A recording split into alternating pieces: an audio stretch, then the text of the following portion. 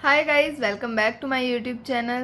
तो हम कल प्रियम्बल का टॉपिक हमने स्टार्ट किया था, पढ़ना शुरू किया था। तो कल की क्लास किसी रीज़न की वजह से छोटी बन पाई थी, तो आज हम उसको कवर अप करेंगे साथ में। तो मैंने वो इसलिए छोड़ दी थी बीच में ताकि आप लोग प्रियम्बल को अच्छे से याद भी कर पाओ।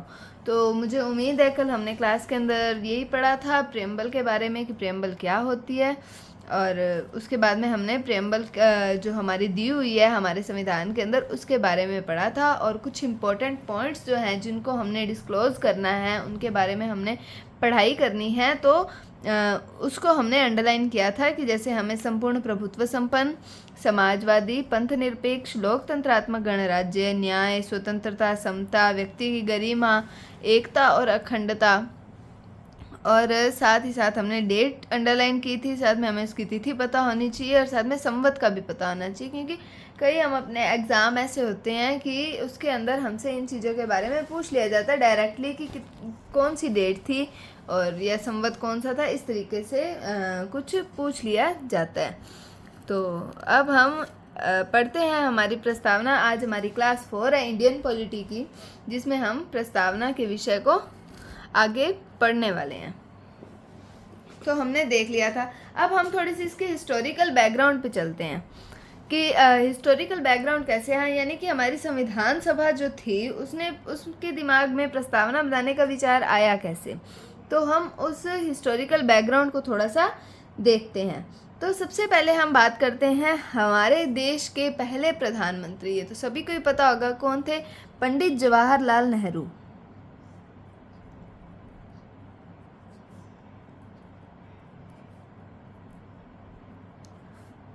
तो पंडित जवाहरलाल नेहरू जो थे उन्होंने 13 दिसंबर 1946, क्या डेट है, 13 दिसंबर 1946 को संविधान सभा में एक प्रस्ताव रखा था। उस प्रस्ताव का नाम आता है उद्देश्य प्रस्ताव। तो कौन सा प्रस्ताव रखा था, उद्देश्य प्रस्ताव रखा गया था हमारी संविधान सभा के अंदर। कौन सी तारीख को, 13 दिसंबर 1946 को पंडित जवाहरलाल नेहरू ने ये प्रस्ताव रखा था। और जो संविधान सभा है उसने इस उद्देश्य प्रस्ताव को 22 जनवरी 1947 को स्वीकार किया था। तो स्वीकार कब किया था, 22 जनवरी 1947 को स्वीकार कर लिया था। और इसे भारत की प्रस्तावना, भारतीय संविधान की प्रस्तावना की जगह दे दी थी और इसका नाम क्या रख दिया था, उद्देशिका।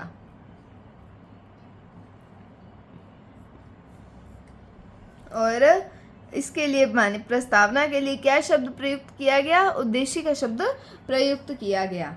तो पंडित जवाहरलाल नेहरू ने उद्देश्य प्रस्ताव आया, कब आया, 13 दिसंबर 1946 को, और 22 जनवरी 1947 को ये प्रस्ताव पास हो गया था संविधान सभा में और इसको प्रस्तावना की जगह दी गई, जिसे हम क्या कहते हैं, उद्देशिका कहते हैं। तो हमारे इसके अंदर कितने फैक्ट हो गए, काफ़ी सारे हमारे फैक्ट्स इसके अंदर इकट्ठा हो जाते हैं। उसके बाद हम आगे बात करते हैं कि जो हमारी प्रस्तावना है उसका कंसेप्ट कहाँ से आया। तो प्रस्तावना की संकल्पना, तो प्रस्तावना की संकल्पना जो है वो अमेरिका से ली गई है। जैसे कि हम बात करते हैं, हम हमारे संविधान की जो विशेषताएं हैं वो हम आगे पढ़ेंगे, क्योंकि हम अगर पहले संविधान की विशेषताएं पढ़ लेते हैं तो हम जो आगे टॉपिक पढ़ेंगे वो ऑलमोस्ट हमें संविधान की विशेषताओं के बारे में ही बताएंगे। तो हमें उनको इकट्ठा करना संविधान की विशेषताओं के बारे में वो इजी हो जाएगा और हमारा जो वो टॉपिक है संविधान की विशेषताओं वाला वो थोड़े टाइम में ही कंप्लीट हो जाएगा। नहीं तो अगर हम उसको स्टार्टिंग में ही करते हैं तो कईयों को मतलब काफ़ी दिक्कत आती है, किसी को संसदीय व्यवस्था नहीं पता तो संसदीय अध्यक्षात्मक में अंतर बताना पड़ेगा, एकात्मक संघात्मक में अंतर बताना पड़ेगा। इसलिए हम पहले ये सब टॉपिक्स को कवर कर लेंगे, उसके बाद जब हम कहेंगे कि हमारे देश में संसदीय व्यवस्था है, ठीक है, तो वो हमें पता चल जाएगा कि हाँ, ऑटोमेटिकली हमारे माइंड में क्लिक हो जाएगा कि हाँ अच्छा ये संसदीय व्यवस्था होती है। तो इसलिए हम वो जो टॉपिक है वो बाद में करेंगे। तो हम देखते हैं कि उसके अंदर हम ये देखते हैं कि हमारे संविधान को जो है वो उधार का थैला कहा जाता है, क्योंकि अलग अलग देशों के संविधान को देखकर, पढ़कर, समझकर उसको हमारे संविधान निर्माता जो हैं उन्होंने बनाया था हमारे संविधान को। सारे मतलब लगभग कहा जाता है कि 60 देशों के संविधान के बारे में उन्होंने स्टडी की थी, उसके बाद में उन्होंने हमारा संविधान बनाया था। तो हम उसमें ये भी देखेंगे कि कौन कौन सी जो चीज़ें हैं, कौन से तत्व हैं, वो कहाँ कहाँ से लिए गए हैं, कौन से देश के संविधान से लिए गए हैं। तो उसी में प्रस्तावना की संकल्पना जो है वो अमेरिका से ली हुई है। तो और हम बात करते हैं कि भारतीय संविधान की जो भाषा और विषय वस्तु, भाषा और विषय वस्तु कहाँ से ली गई है? भाषा और विषय वस्तु ऑस्ट्रेलिया से प्रभावित है। ठीक है, तो भाषा और विषय वस्तु ऑस्ट्रेलिया से प्रभावित है। और हमने देखा था कि उद्देश्य प्रस्ताव से उद्देशिका बनी थी हमारी, तो प्रस्तावना जो है वो किसकी देन है? वो पंडित जवाहरलाल नेहरू की देन है। तो हमारी प्रस्तावना जो है वो पंडित जवाहरलाल नेहरू की देन है। उद्देश्य प्रस्ताव आया था 13 दिसंबर 1946 को, तो उसको 22 जनवरी 1947 को पास कर दिया गया और फिर उसको उद्देशिका का नाम दिया गया, हमारी प्रस्तावना की जगह दी गई। उसके बाद हम चलते हैं आगे प्रस्तावना की ओर कि हमें प्रस्तावना में क्या क्या कुछ पढ़ना है। तो हम बात करते हैं प्रस्तावना की प्रमुख बातें। तो प्रस्तावना के अंदर हम इसको 3 पार्ट्स में डिवाइड कर सकते हैं।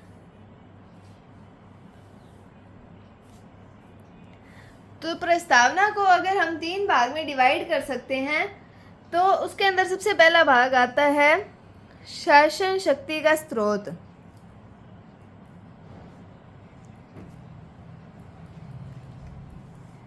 शासन शक्ति का स्रोत, उसके बाद में आता है शासन शक्ति का स्वरूप,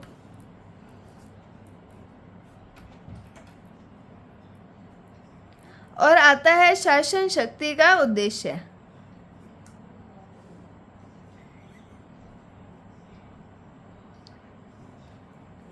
तो शासन शक्ति का स्रोत, शासन शक्ति का स्वरूप और शासन शक्ति का उद्देश्य, इसके बारे में हमें पता चलता है हमारे संविधान की प्रस्तावना से। तो शासन शक्ति का स्रोत क्या है? तो वो है जनता। तो जनता जो है वो संविधान को अंगीकृत, अधिनियमित और आत्मार्पित करती है। तो हम आगे एक ये भी कहा जाता है कि केसी वियर साहब आते हैं, एक थिंकर है केसी वियर, तो वो कहते हैं कि जो भारत का जो संविधान है उसमें लोक प्रभुता जो है वो हमें दिखाई नहीं देती है। ये रिलेटेड वो लाइन कहते हैं कि भारत के संविधान में लोक प्रभुता एक भ्रम की भांति है। तो उसको भी हम थोड़ा सा डिस्कशन करेंगे, उसके क्रिटिकल पॉइंट्स पे हम चलेंगे कि उसका हम काउंटर व्यूज़ अपने क्या दे सकते हैं, काउंटर आर्ग्यूमेंट हम क्या दे सकते हैं। और शासन शक्ति का स्रोत क्या है? तो वो है जनता। फिर हम बात करते हैं शासन शक्ति के स्वरूप की। तो शासन शक्ति का स्वरूप हमें दिखाई देता है संपूर्ण प्रभुत्व संपन्न।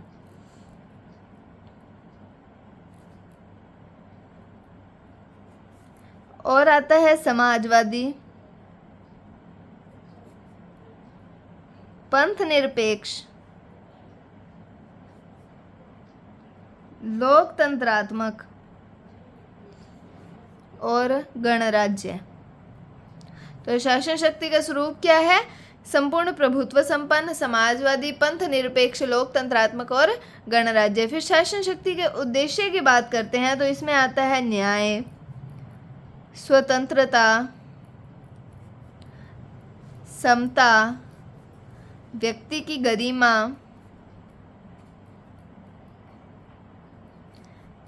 एकता और अखंडता,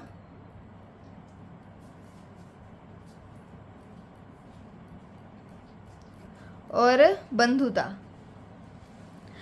तो ये सारे वही पॉइंट्स हैं जो हमने कल की वीडियो के अंदर हमने अंडरलाइन किए थे कि हमें इन पॉइंट्स के बारे में आगे पढ़ना है। तो संपूर्ण प्रभुत्व संपन्न शासन शक्ति के स्वरूप में आते हैं संपूर्ण प्रभुत्व संपन्न, समाजवादी, पंथ निरपेक्ष, लोकतंत्रात्मक और गणराज्य। और शासन शक्ति के उद्देश्य में आता है न्याय, स्वतंत्रता, समता, व्यक्ति की गरिमा, राष्ट्र की एकता और अखंडता और बंधुता। तो इन सब के बारे में हमें पढ़ना है। तो सबसे पहले हम स्टार्ट करते हैं हमारे शासन शक्ति के स्रोत से, जो कि बताया गया है किसको? जनता को। तो देखते हैं कहाँ तक बात सही है, गलत है, तो इन सब के बारे में अभी हम पहले बात करते हैं तो सबसे पहले आते हैं हम शासन शक्ति का स्रोत।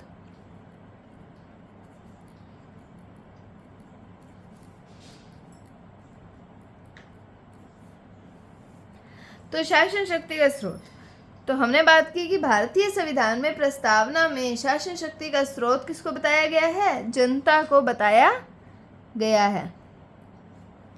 तो भारतीय संविधान की जो प्रस्तावना है वो लोक प्रभुता को मान्यता देती है,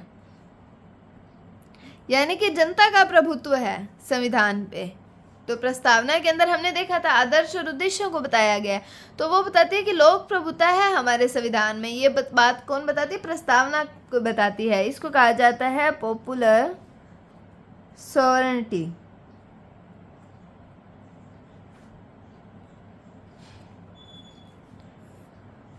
तो लोक प्रभुता को बताती है। और जो हम ऐसे बात करते हैं थोड़ी सी कि लोक प्रभुता जो है, अब वर्ड आ ही गया हमारे पास, तो लोक प्रभुता वर्ड कहाँ से आया? ये एक दार्शनिक हैं रूसो, उनकी देन है ये लोक प्रभुता वर्ड। ये आउट ऑफ द थोड़ा सा हम टॉपिक जा रहे हैं, लेकिन थोड़ा सा नॉलेज होना चाहिए जिस चीज़ के बारे में हम पढ़ रहे हैं। तो ये रूसो ने बताया था लोक प्रभुता वर्ड के बारे में, रूसो की देन है ये। और रूसो की एक बुक आती है सोशल कॉन्ट्रैक्ट करके। तो सोशल कॉन्ट्रैक्ट जो है ये फारसी भाषा में लिखी गई है। उसके अंदर ये कहा जाता है कि वोक्स पॉपुली वोक्स डे, यानी कि क्या कहा जाता है? वोक्स पॉपुली वोक्स डे, यानी कि voice of people is voice of God, यानी कि जनता की वाणी ही ईश्वर की वाणी है, जनता की आवाज़ ही ईश्वर की आवाज़ है। तो मतलब ये कंसेप्ट दिया था लोक प्रभुता का, किसने दिया था? रूसो ने दिया था। अपनी पुस्तक कौन सी आती है उसकी? सोशल कॉन्ट्रैक्ट, जिसमें क्या लाइन की गई? काफ़ी फेमस लाइन है, वोक्स पॉपुली वोक्स डे। तो इसके अंदर the voice of people is the voice of God. तो इसके अंदर बताया कि जनता की वाणी जो है वही ईश्वर की वाणी है। अब हम आगे बात करते हैं कि हम तो कह रहे हैं कि लोक प्रभुता है, लेकिन कहाँ से दिखती है हमारे संविधान में, हमारी प्रस्तावना में लोक प्रभुता हमें दिखती कहाँ से है?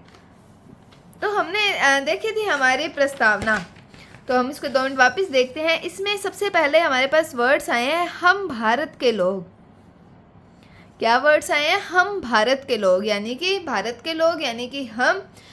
उसके बाद में आगे चलते हैं और लास्ट में क्या आया है? इस संविधान को अंगीकृत, अधिनियमित और आत्मार्पित करते हैं।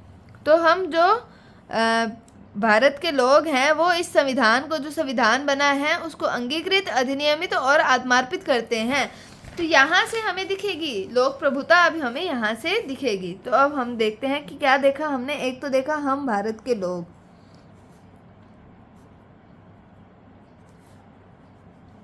आगे हमारे पास आता है अंगीकृत, अधिनियमित और आत्मार्पित करते हैं। तो हमें थोड़ा सा इनका इंग्लिश मीनिंग पे भी जाना पड़ेगा कि हाँ, तभी हम इस बात को कर पाएंगे, प्रूव कर पाएंगे कि हमारे जो संविधान में हमें लोक प्रभुता दिखती है। तो अंगीकृत को इंग्लिश में कहा जाता है अडोप्ट, ठीक है। अधिनियमित को कहा जाता है एनेक्ट, और आत्मार्पित को कहा जाता है गिव टू आवरसेल्व्स।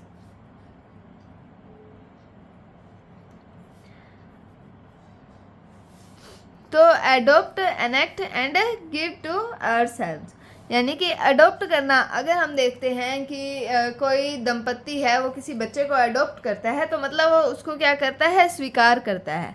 तो अडोप्ट करना मतलब स्वीकार करना। एनेक्ट करना मतलब उसको लागू करना, अधिनियमित करना। और गिव टू आवरसेल्फ का मतलब है अर्पित करना। किसको करना है अर्पित? आवरसेल्फ, यानी कि खुद को अर्पित करना है।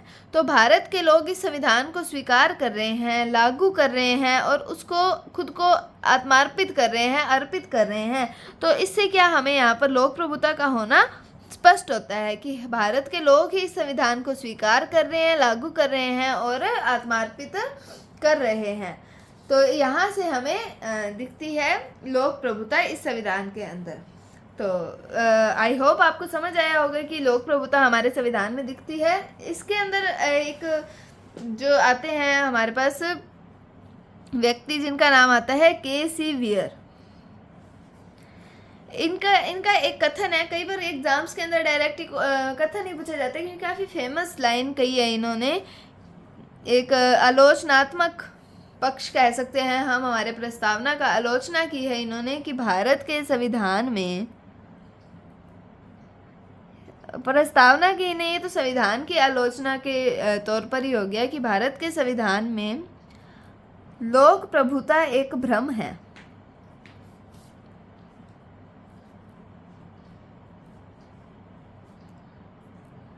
तो इन्होंने क्या लाइन कही है, भारत के संविधान में लोक प्रभुता एक भ्रम है।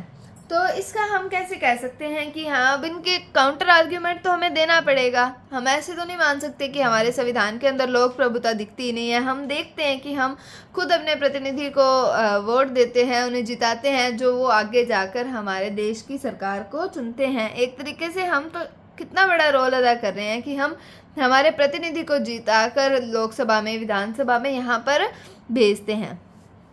तो अब हम बात करते हैं इसके काउंटर आर्ग्यूमेंट की। तो के.सी. वियर ने कह तो दिया कि हाँ, लोक प्रभुता जो है वो एक भ्रम है।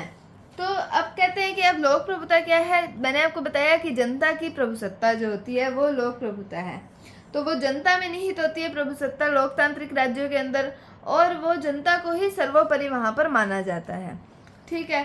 उन्होंने कहा है कि मतलब के.सी. वियर का ये मत है कि भारत का जो संविधान है, उसकी जब संविधान सभा बनी थी, उसके निर्माण के लिए संविधान सभा बनाई गई थी, तो उसका जो गठन है वो प्रत्यक्ष निर्वाचन के आधार पर नहीं हुआ था। मतलब वो अप्रत्यक्ष निर्वाचन के आधार पर हुआ था। मतलब संविधान सभा के जो ज़्यादातर मेंबर्स हैं, उनका चुनाव जो किया था वो प्रांतीय विधानमंडल जो है,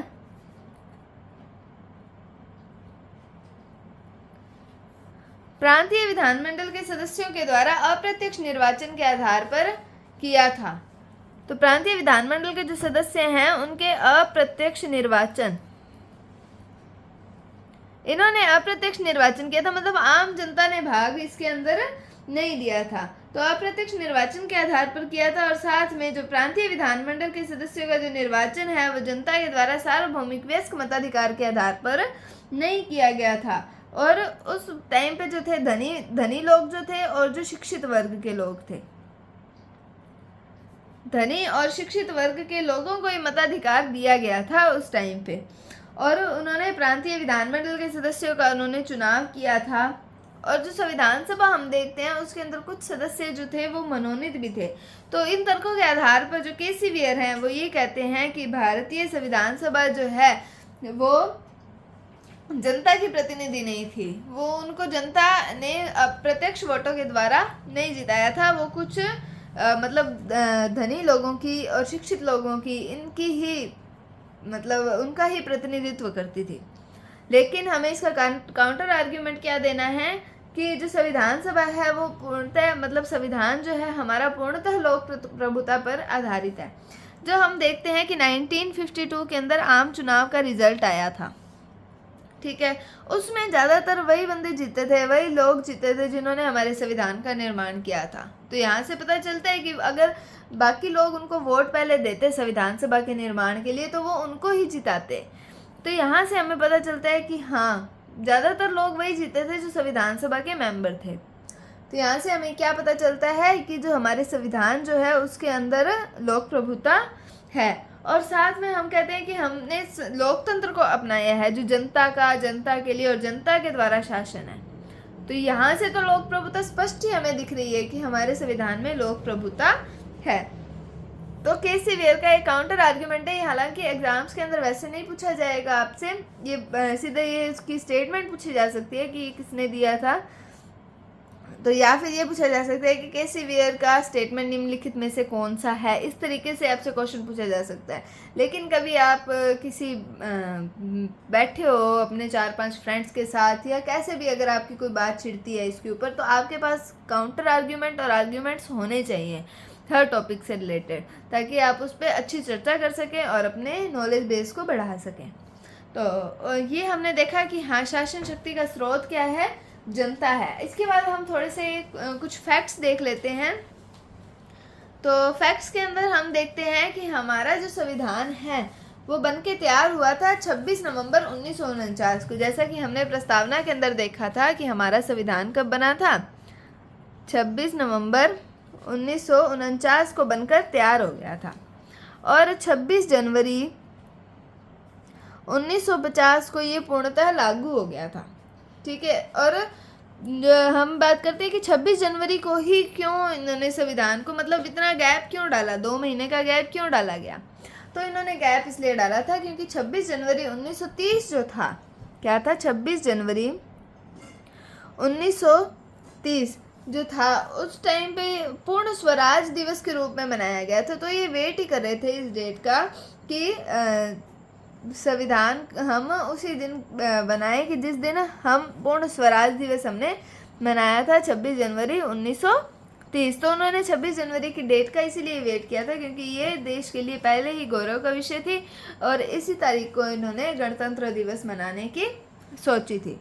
तो फिर हम बात करते हैं कि जब भारत सरकार द्वारा पहली बार 26 नवंबर 2015 अब 26 नवंबर 1949 को अगर संविधान बनकर तैयार हुआ है तो 26 नवंबर 2015 को इन्होंने संविधान दिवस मनाया था। 26 नवंबर 2015 को पहली बार बनाया था और 26 नवंबर 2015 से प्रति वर्ष संपूर्ण भारत में जो है वो संविधान दिवस मनाया जाता है। उसके बाद हम बात करें कि 26 नवंबर 1949 को संविधान हमारा बनके तैयार तो हो गया होगा और इसके साथ में हमारे 4 प्रावधान ऐसे आते हैं, 4 प्रावधान आते हैं जो संविधान बनने के साथ ही लागू हो गए थे, यानी कि उसके अंदर संविधान को लागू होने का वेट नहीं करना पड़ा था। तो 4 प्रावधान आते हैं, इनसे भी क्वेश्चंस पूछे जा सकते हैं क्योंकि ये सिर्फ गिनती के 4 ही हैं। तो उसके अंदर नागरिकता संबंधी जो प्रावधान थे, नागरिकता संबंधी प्रावधान थे वो पहले ही लागू हो गए थे 26 नवंबर 1949 को। उसके बाद में बात करते हैं निर्वाचन संबंधी जो प्रावधान थे वो भी 26 नवंबर 1949 को लागू हो गए थे। उसके बाद अंतरिम संसद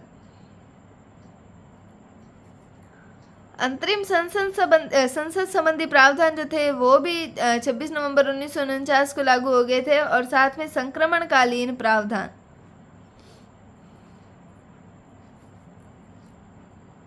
ये भी 26 नवंबर 1949 को लागू हो गए थे। तो 4 प्रावधान है, कौन कौन से, नागरिकता संबंधी, निर्वाचन संबंधी, अंतरिम संसद और संक्रमणकालीन प्रावधान जो हैं ये हमारे संविधान बनने के साथ ही लागू हो गए थे। तो आज हमने देखा कि प्रस्तावना के अंदर हमने देखा कि कहाँ से प्रस्तावना आया, प्रस्तावना की शुरुआत कब से हुई, क्या कहा जाता है, कैसे आया, कितनी तारीख को प्रस्ताव लाया गया, कौन सा प्रस्ताव था, कौन लाया, संकल्पना कहाँ से आई। साथ में हमने प्रस्तावना की मुख्य बातें हमने देखी कि हमें किन किन चीज़ों को डिस्क्लोज करके खोलना है। तो आज हमने शासन शक्ति के स्रोत पर चर्चा की। कल हम चलेंगे शासन शक्ति के स्वरूप की ओर, जिसमें हम संपूर्ण प्रभुत्व संपन्न, समाजवादी, पंथ निरपेक्ष, लोकतंत्रात्मक और गणराज्य के बारे में पढ़ेंगे। और शासन शक्ति के उद्देश्य में क्या पढ़ना है, न्याय, स्वतंत्रता, समता, व्यक्ति की गरिमा, एकता और अखंडता और बंधुता। तो आज हमने शासन शक्ति के स्रोत में जनता की बात की, लोक प्रभुता की बात की, रूसो के बारे में थोड़े से हमने इसकी बुक की बात की। एक फेमस स्टेटमेंट है वॉक्स पॉपुलाई वॉक्स डाई, यानी कि voice of people is voice of God, ये बात की। और साथ में हमने देखा कि कैसे लोक प्रभुता को दिखाता है हमारा संविधान, हमारी प्रस्तावना के अंदर कहाँ से लोक प्रभुता हमें देखने को मिलती है। साथ में हमने केसी बियर का स्टेटमेंट देखा कि भारत के संविधान में लोक प्रभुता केवल एक भ्रम है। तो इसके अंदर हमने केसी बियर के तर्क और हमने अपने तर्क भी दिए, यानी कि तर्क वितर्क इस पर किए। अच्छा, हमने मतलब इस टॉपिक को अच्छे से हमने देखा है। आप ऐसे कोई भी स्टेटमेंट होती है उसके अंदर जो जिस व्यक्ति ने वो स्टेटमेंट दी है उसने जो अपने आर्ग्यूमेंट्स दिए हैं कि हाँ ये स्टेटमेंट क्यों सही है, उसके बाद आपको उसके काउंटर आर्ग्यूमेंट्स ज़रूर ढूंढने चाहिए, इससे आपका नॉलेज बेस स्ट्रॉन्ग होगा। तो उसके बाद में हमने आगे बात की कि हमारा संविधान कब बना था, कब लागू हुआ और संविधान बनने के साथ साथ कौन से 4 प्रावधान थे। 4 प्रावधान मोस्ट इम्पॉर्टेंट है। आप इनको याद कर लो अच्छे से, क्योंकि इनसे कभी ना कभी क्वेश्चन ज़रूर पूछे जाएंगे। क्योंकि 4 ये ऐसे पूछ सकता है, इनमें से कोई 3 दे देगा, चौथा दे देगा कि हाँ इनमें से कौन सा प्रावधान लागू नहीं हुआ था, ये पूछ सकता है। या कोई 4 में से एक सही दे देगा, इनमें से पूछेगा कि कौन सा प्रावधान संविधान बनने के साथ ही लागू हो गया था। तो आपको हर टाइप के क्वेश्चंस के लिए तैयार रहना है। तो उम्मीद है आपको आज की वीडियो भी अच्छी लगी होगी, आपको समझ आया होगा।